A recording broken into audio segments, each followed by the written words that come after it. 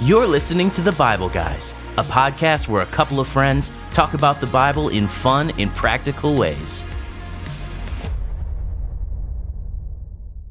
Welcome back to The Bible Guys. He's Chris, and I'm Jeff, and we have a great episode ahead today. We do. It's going to be fantastic. Yeah, in fact, Jesus walks on the water. Yeah, this is one of the coolest stories in the Bible. And people sort of quote him all the time for walking on the water. And they say to people, oh, look, he believes he walks on water. He walks around like he's walking on water. You ever hear somebody say that? Yeah, I have heard that before. Yeah. Well, this is it right here, and it comes up in 3 of the 4 Gospels, so I think you're going to love it. Chris, so I have the thing for you today. It's a movie quote race. I don't know why I get so nervous about these, but I hope that I can get it. So here's what's going to happen. I'm going to read off famous movie quotes. Yeah. And we're going to see how fast you can guess what movie it's from. But I'm giving 1,000 bonus points. I'm going to give 1,000 bonus points to any listener who Can beat Chris. can beat you on these if quotes. they say it out loud first. Yeah. So I have 7 of them. They have potential of getting 7,000 bonus points. I want to go on record. Oh, there's 7 quotes? There's 7 quotes. All right, I'm going to go on record and say I'm going to get 4 of them. You can get 4 of the 7. And by the way, I'll be proud of that. I'll be okay with that. Okay, here's the first one. So you got to tell me what movie it's from. Yeah, of course. Okay, ready?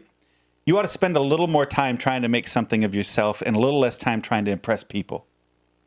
Oh my gosh, that could be anything. I know. A little bit more time. That's the one I wasn't sure about. But then I'm going to confess I didn't see this movie either. So spend a little more time trying to make something of yourself and a little less time trying to impress people. I actually do not know. It's from The Breakfast Club. Oh my word. That wasn't a famous quote from The Breakfast Club. Well, I know all the famous quotes from The Breakfast Club. All right. Put it in Desiree's file that she crossed the line on that one. No, right? That's going in your permanent file, okay, Desiree. Now you're making it personal. You're making it sound like I'm yelling at Desiree, which I'm not. I'm just stating a fact. Okay. Which, by the way, you haven't seen The Breakfast Club? No. Bro. You've told me everything I need to know about you. I'm going to be honest with you. I've seen 4 of the 7. So here's the next one, right? Breakfast Club's a must. I'm not even kidding. Okay. You've given me a whole list of must movies. Do you know I'm not going to be able to come to work for a week. Whatever I've said in the past, Breakfast Club wins. Okay. I haven't seen it. Okay, here we go. If I'm going to be a partner in a law firm by the time I'm 30, I'm going to need a boyfriend who's not such a complete bonehead. Oh, that's Legally Blonde. There you go. Yeah, that's easy. I haven't seen that one either. Okay, this is a good one. This will be fun. We'll stay up late, swapping manly stories, and in the morning, I'm making waffles. Shrek. That's the one I've seen. He says, I'm making waffles. yeah. Eddie Murphy. Yeah. What a great character. Swapping manly stories. Donkey. Yeah, that's funny. Yep. Okay, my expectation in life is to be invisible, and I'm good at it. Oh, Princess Bride. Right? No, Princess Diaries. Princess Diaries, there you go. That was Anne Hathaway in the first one when she said, you're queen, and she's like, are you kidding me? My goal in life, my ambition in life is to be invisible. There you go. Okay, Yep. This one's going to make you mad. Oh. The past can hurt, but the way I see it, you can either run from it or learn from it. No, that's The Lion King. There you go. That's Rafiki. Right, don't you hate The Lion King? You just hate the Circle of Life song. What? Didn't you tell us you hate? You connected the dots from the Elton John song to the entire movie? Yeah. Well, I associate that song with the whole movie. So you like the movie? I didn't like Elton John's version of it. Okay. I mean, as much as the world did. Yeah. Okay. Here we go. I saw The Lion King too. So I've seen the 2 cartoons on this one. I've seen The Lion King on Broadway 3 times. Oh wow, that's impressive. Yeah. Okay. Here's the next one. Number 6. Yep. If you're a bird, I'm a bird. Is it that Michael Keaton movie where he was a bird? It's a super famous movie. If you're a bird, I'm a bird. Yeah, I don't know. It's The Notebook. The Notebook? That's what Desiree says. I don't know. I think we tried to watch it one time. I fell asleep. Oh, The Notebook's excellent. Yeah. But I don't remember that quote in the movie. I don't know. We're going to have to ask Desiree to prove it. Okay. Do you need her to prove it? It's All right, not. It's not exactly like. We don't want a second thing going in your file today. By the way, that Desiree. doesn't go in the category of like you complete me. Yeah. If you're a bird, I'm a bird. I don't remember that. Okay. And here's the last one. Yep. This is the last chance to get 1,000 bonus points for our listeners. Well, I've gotten. You know what? I'm gonna up it. I'm gonna give you 5,000 bonus points to our listeners. Wow. If they beat you on this one. Wow. Okay. Is go. that All right? Ready? See go. how generous I am? Here you go. You have to promise that you won't fall in love with me. A Walk to Remember. Oh, you got it. Mandy Moore. There you go. When they started studying together, Yeah. she said that because she had cancer. Okay. Well, there you go. A Walk to Yeah. Remember. I didn't see that one either. Yeah, it was amazing. That's a Nicholas Sparks book, by the way. Oh, okay. By the way, The Notebook is a Nicholas Sparks book as well. Okay. So she picked 2 Nicholas Sparks books made into movies out of the 7 quotes. Okay. And they're romantic books? Romantic movies? Yes. Okay. Yes. So I saw Shrek, The Princess Diaries, and The Lion King. Those are the 3 I've seen. That's about right. And Princess Diaries only because my daughter wanted to watch it, and it was like a daddy-daughter night. Yeah, that was it. Oh, Princess Diaries. My family loves the Princess Diaries. Okay. Well, there you go. Yeah. So, hey, that was wonderful. I bet you we had a whole bunch of our listeners got 11,000 bonus points out of that one. Yeah, maybe. And use them wisely, listeners. Well, I missed 2. Don't waste your bonus points. I missed 2. Yeah. And I complained about both of them. Hey guys, before we get to the Bible reading part of the conversation today, would you do us a favor? If you're watching on YouTube, would you subscribe on YouTube, follow us on YouTube? It helps us so much when you do it. And then give us a thumbs up. If you have a thumbs down, then I'm not talking to you, forget about it. But give us a thumbs up if you like it, leave a comment, and all those things help the algorithms get the message out further. Thanks so much.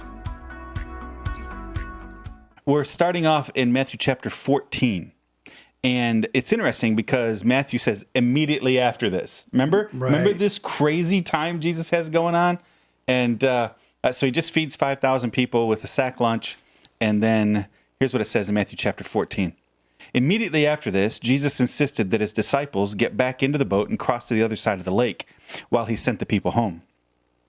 After sending them home, he went up into the hills by himself to pray. Night fell while he was there alone. Meanwhile, the disciples were in trouble far away from land, for a strong wind had risen, and they were fighting heavy waves. About 3 o'clock in the morning, Jesus came toward them walking on the water. And when the disciples saw him walking on the water, they were terrified. In their fear, they cried out, "It's a ghost!" But Jesus spoke to them at once. "Don't be afraid," he said. "Take courage, I'm here." Then Peter called to him, "Lord, if it's really you, tell me to come to you walking on the water." "Yes, come," Jesus said. So Peter went over the side of the boat and walked on the water toward Jesus. But when he saw the strong wind and the waves, he was terrified, began to sink. "Save me, Lord," he shouted, and Jesus immediately reached out and grabbed him. "You have so little faith," Jesus said. "Why did you doubt me?" When they climbed back into the boat, the wind stopped. Then the disciples worshipped him.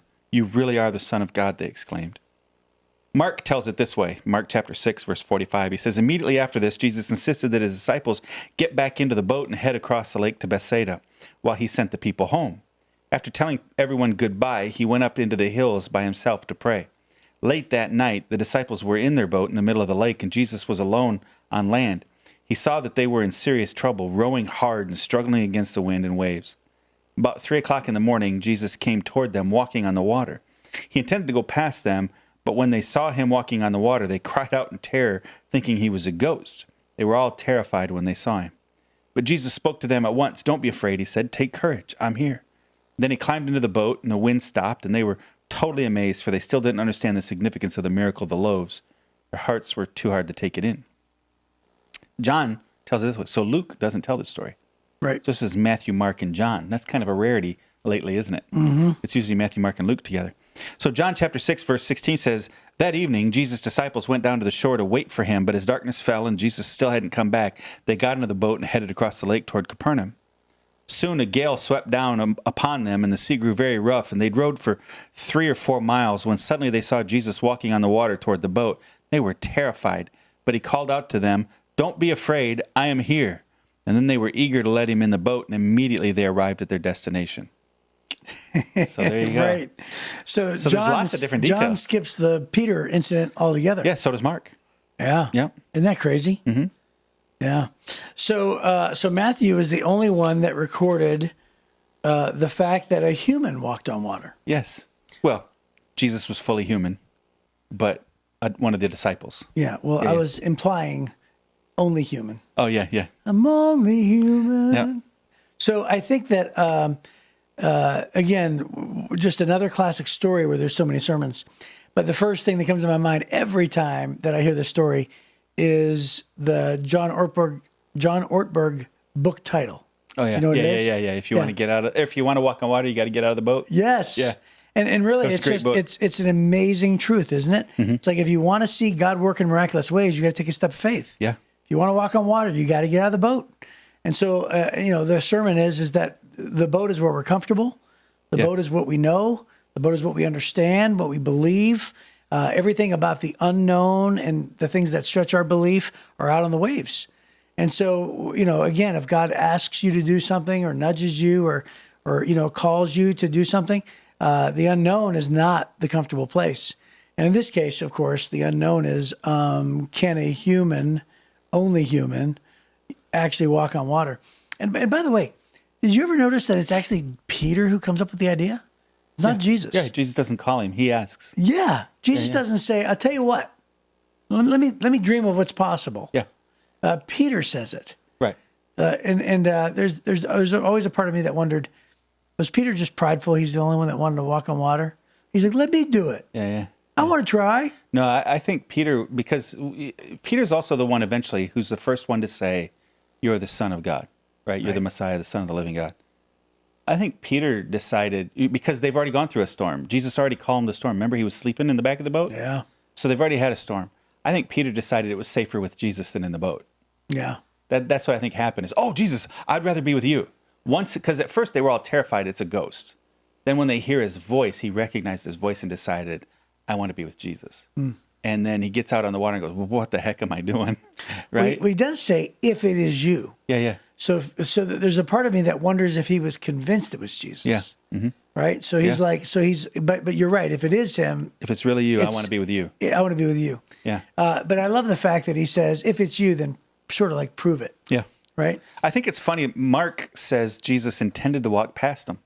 Yeah. He'd seen them rowing. Right. It was like 3:00 in the morning. He'd already seen them rowing and struggling. Right. And he was just going to walk past them. Because Matthew and Mark both say that Jesus sent them to the other side. Right. Right? Which, again, we talked about this in the first one. And he wanted to, it's like the magicians who, they throw down the smoke and the smoke cloud comes up. Yeah. Then you see them run at the last second and hide behind the post, right? Jesus is like, go to the other side. And he's like, I know what I'll do. Yeah. I'll walk right past them and meet him there, and they'll be so surprised. But he gets caught running behind the pillars. There's a big storm. Yeah.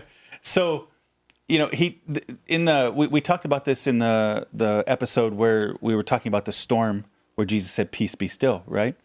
And Jesus had already told them before that storm happened, we're going to go to the other side, right? And so one of the applications that we had is when Jesus tells you you can do something, that's why he's going to follow through with it. That's why he could go to sleep.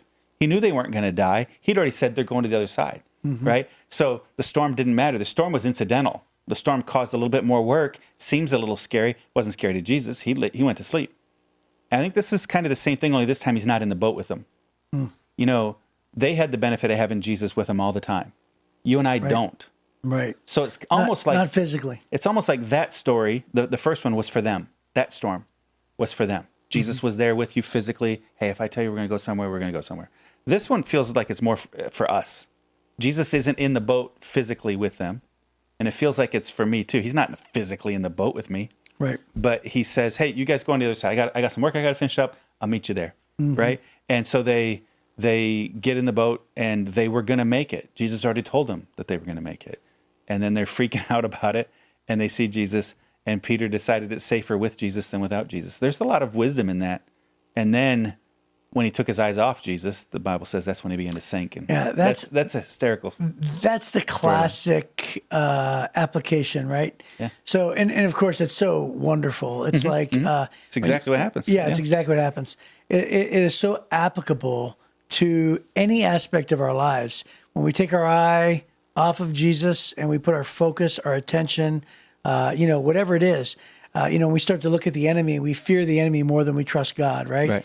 It's like, you take your eyes off the promises and you start to believe all the voices in your life that tell you you're no good, or you listen to the lies from the pits of hell that say, be fearful, turn back, you can't trust God, save yourself, all those things. Yeah. And it's like, and so Peter's walking, he has his eyes fixed on Jesus. And by the way, it's important to recognize that the author goes out of his way to say all those things. Yes. Right? So like Matthew is recording this. Yeah. And Matthew just didn't say, he started to sink. Right. He gives the reason why. Yeah. So that's how we know there's a definite reason why. Yeah, he saw the strong wind in the waves. Yes. Yeah. And imagine if you're doing it. It's like, I'm doing it. Yeah. And all of a sudden you see these winds, and then your mind goes, okay, I know I could have walked on that wave, right, but not that wave, yeah, right? Exactly. Right? Exactly. Well, can you imagine? So there is something to this, and I've never thought of this before.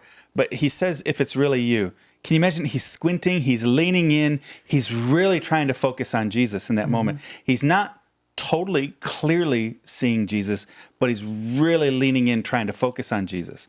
And then he says, "Well, get out of the boat." He goes, "Okay." Right? And he just gets out of the boat, but he's leaning in, trying to see Jesus in this moment. And then he stops trying to see Jesus. He stops trying to lean in. And at that moment now, I think he got enamored. The Bible doesn't say this. He gets enamored with the fact he's walking on the water for a split second and then goes, "Oh, wait a minute, I'm walking on water." Right. Yeah, right? he sort of forgot maybe. Yeah, look at me. Whoa, wait a minute. Yeah, what am I yeah, doing? yeah. And there's this, he stops leaning into Jesus and starts leaning into the moment, this problem that he's a part of. And that's when he gets overcome with fear. And, right? and it's probably like, okay, I could walk on water just 1 foot from the boat. Yeah. But now that I'm 8 feet from the boat, Yeah. Surely not. Surely I'm going to sink. So it's interesting. It says he went over the side of the boat and walked on the water. It doesn't say he took a step or got both feet on the water. Yeah. He walked. Yeah. And in my mind, how many steps is it when it's no longer steps and turns into walking? Multiple steps. Right?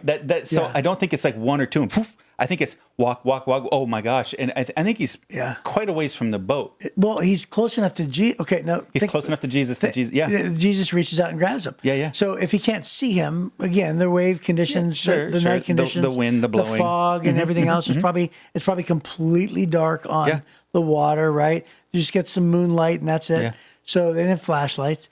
So I think Jesus could have been decently close, but I'm thinking he's 8-10 feet away. Yeah, because he walked. It's not a step or two. Yeah. Well, I was thinking this. I was thinking, how close does a person have to be in total pitch black to where you're 100% confident it's them? Yeah. Right. Well, if it's a full moon, you could see him on the water. Yeah. 50 yards away. Right. If it was a sliver moon or no moon, well, yeah, it'd be pretty hard. Right. Yeah. So, but either way, though, surely he was close enough to Jesus to where Jesus was able to reach down and pick up Peter. I know all the paintings I've seen have a moon. And those have to be accurate, aren't they? The paintings. It's so funny. It's so funny. The only thing about your life, your entire life. So you're my age, right? So we're 50. Yeah. And those paintings were made popular. 52. Those paintings were made popular in the 70s. Sure. Right? Uh-huh. The Jesus with the long hair on the rock with the big crown and the light. Yeah, and those are all, stylized after a lot of the paintings from the Renaissance. Right. Uh-huh. Okay, so it's a pale white guy with long blonde hair and blue eyes. Right. Yeah, Jesus was not white. Right. Ladies and gentlemen, this just in. Yeah, yep. He was born in the Middle East. Right. But anyway, I remember one time we talked about how the picture of Jesus in the Bible is not quite the tender Jesus that sometimes we see in those velvet paintings, right? Oh, right. That Jesus looks pretty frail. Yeah, he looks pretty peaceful. Like he does, like he's never laughed before in his life. Right. He looks miserable. He looks like he's about ready to cry all the time. Yeah. It's everything's serious. And so delicate. Yeah, he's so delicate. It looks like and the Bible says he got 39 lashes and then carried a 200 or 100 something pound cross beam up an entire hill to Golgotha. And so think about it. He must have been strong. He was a carpenter. He would have had Popeye arms because planing wood, cutting wood, putting wood together, all of that was forearm work, forearm, shoulders. You could count on him having broad shoulders. You could count on him having Popeye kind of forearms. I bet you he'd break your hand when he shake your hand with a grip, right? Because it's all hand tools. Yeah. And one of the passages we read when they were complaining about him in Nazareth, isn't this the carpenter? So there was one that says, isn't this the carpenter's son? The other one says, isn't this the carpenter, right? So they thought of him as being this worker guy. Then he shows up and he has a bunch of dock workers. They're fixing nets and stuff. And he says, hey, follow me. And they all go, oh, okay. Right? These guys aren't going to follow a sissy. Right? I've never met a dock worker that would follow sissies. Yeah, right. Right? Have you? Right? No, not really. So these guys are probably some pretty rugged guys, and they decided, all right, we're going to follow Jesus. He's got something to him. Yeah, all of that to say, that when thinking about the images of Jesus, I think that the images that you and I can conjure up are the only thing that's possible in our minds, are the only things we've seen. Sure. And I think that every single one of them is not quite accurate. Yeah. Yeah. Although I do like the actor who plays the Chosen. He's Middle Eastern. Yeah. Here's the last application that I think is important to me in this one that we have time for today. Sometimes we start out with good intentions, right? And then we falter. Sure. We slip. Maybe good intentions turn into bad intentions. Maybe we didn't have it all worked out, planned out right. Maybe we hadn't spent time with God in prayer or whatever. And we falter and we slip. But, that wasn't the end of the story. So Jesus picks Peter back up and they walked back to the boat. The miracle kept going. The miracle didn't end when he sunk. Right. Jesus picked him back up, and together they walked back to the boat, and then the storm's gone, and immediately where they're supposed to be. There's a whole series of miracles there, but the miracle wasn't done. And Peter got everything he needed. He was with Jesus, right? And so even when you feel like you stumbled and faltered, God's not done with you. You need to do the same thing Peter did. Shout out and ask for help. Lord, help me. Mm-hmm. And Jesus, I think you can look at it two ways. You have so little faith, why did you doubt me? Could be frustration. You have so little faith, why'd you doubt me? Mm-hmm. Or do you think these are buddies? Jesus isn't afraid. He was going to walk past them. That's a funny idea. Right. So right. I think it's kind of a funny moment, and I think Jesus probably laughed in that moment. You have so little faith. Why'd you doubt me? Mm-hmm. I think that's what it was, right? It's not a shame on you moment. I think it's a, come on, man, right? I've got you. I've always had you. I've got you. Mm-hmm. And I think when we stumble and falter, I think we just have to understand he's not mad at us. Right? So I can tell you this, the other 11 didn't have the faith Peter did, right? And so God will do those miracles in your life too. Yeah, that's good. That's a good place to end, I think, because that's about our time. So, hey, we will see you next time on The Bible Guys.